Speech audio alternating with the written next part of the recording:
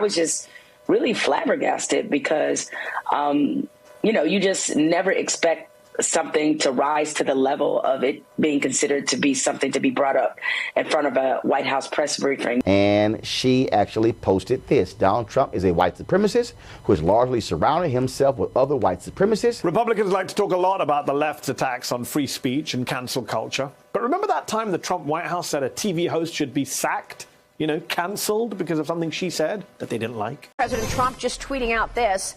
ESPN is paying a really big price for its politics and bad programming. People are dumping it in record numbers. Apologize for untruth. The president just tweeted that out this morning. He's referring to ESPN host Jamil Hill. I think that's one of the more outrageous comments that anyone could make, and certainly something that I think is a fireable offense by ESPN. You would think that they would have more concerning things or, more important things to respond to. But, as they say, a hit dog will holler. Everyone remembers former ESPN host Jamil Hill, her tweet about Donald Trump, which, by the way, Donald Trump's allure to racist is rearing its ugly head. David Duke is one of Donald Trump's biggest and least welcomed fans in Louisiana. When this news broke, it was the conversation that, for all intents and purposes, to this day does not cease. Obviously, there was a reason, regardless of what the buyout is, you have 3 years left on your contract. And how long was the contract initially for? Was it 5 years? 4. Okay, so you're 25% into your new contract, and they decided to buy out 75% of that contract. ESPN told her to kick rocks, but a problem loomed over the network, with Donald Trump and his administration weighing in on every topic under the sun, including sports.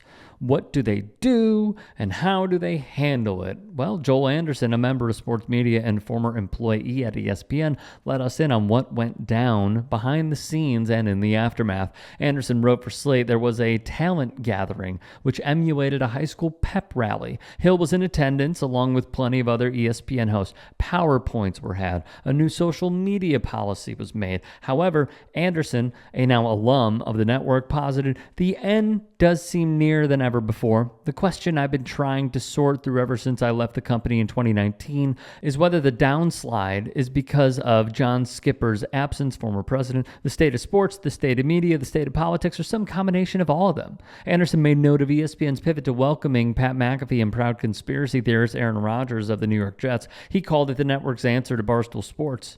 Fair points. McAfee inked an $85 million deal with ESPN in May. Seen here top left, Anderson made the point clear.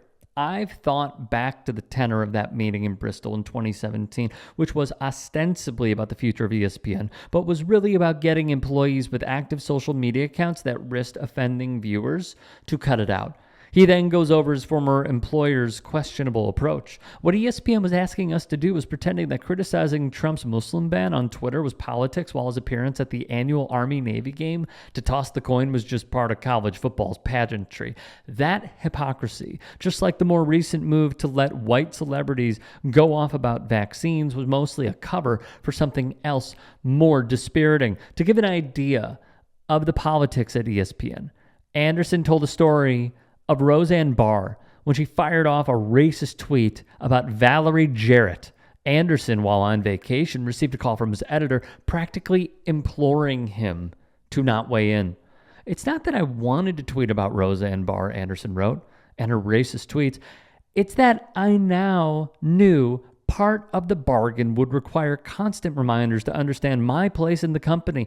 I'd worked in journalism for more than 15 years by then. I knew how to keep most of my opinions out of print, but I didn't want to be constantly monitored like an overactive schoolboy. He also brings up how, in pure objectivity, ESPN is still great. It's just not the product it once was. Whether that is cord cutting, whether it is because of the programming that they have, sans league rights, the dwindling number, how I believe he put in his piece 100 million households to about 71 million households over the span of some years. This is a model that is continuing to evolve. And one line that he put in there that rings true, depressingly, is that I never thought that ESPN A mammoth of an organization, which still makes a ton of money, as we know. Just less than what it did previously. I never thought that ESPN would be in somewhat of the same predicament as the Shreveport Times. One thing that sticks out to him, though, is this. And now, almost 6 years removed from that star-studded meeting in Bristol, I can see that none of the panic that day was ever really about propriety. Now McAfee can cuss during the day. Rogers can posture publicly on the network for a debate about vaccines with Dr. Anthony Fauci, and Stephen A. Smith can push the presidential candidacy of his friend, Republican, former New Jersey Governor Chris Christie, on social media. If ESPN was truly trying to strip the politics out of its programming, it failed. But that was never truly the point. No, that meeting in 2017 was about coming to the realization that now and for the immediate future, ESPN is running out of time and money like the rest of us. It was an existential cry for help. It just hadn't figured out where that cry should be directed yet.